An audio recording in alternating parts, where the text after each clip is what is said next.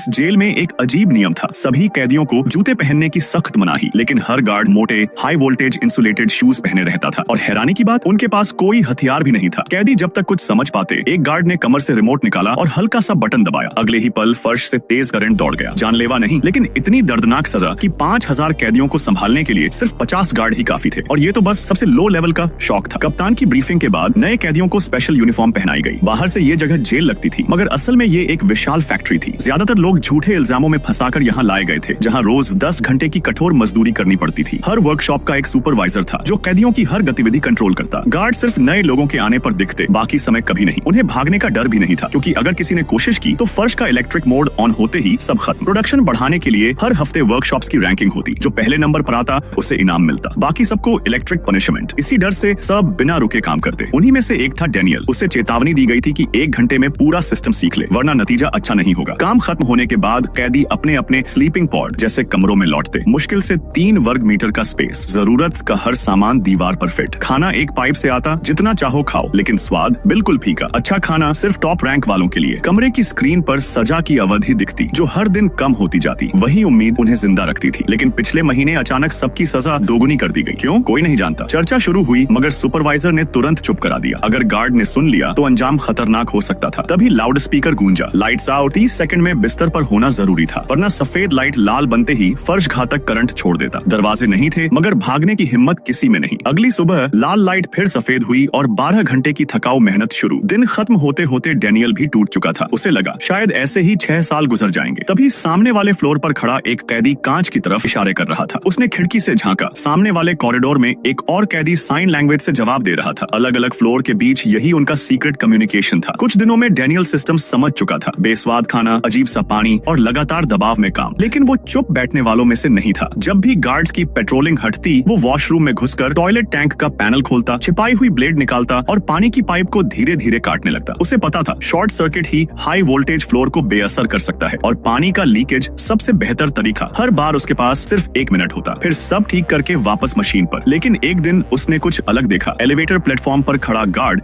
Insulated जूते नहीं पहने था, और नए कैदियों को लाते वक्त जब उन्होंने रेलिंग पकड़ी, उन्हें करंट नहीं लगा। मतलब साफ था, एलिवेटर प्लेटफॉर्म पर बिजली नहीं थी। अगर सही वक्त पर सही जगह कदम रखा जाए तो शायद ये किला उतना अटूट नहीं जितना दिखता है।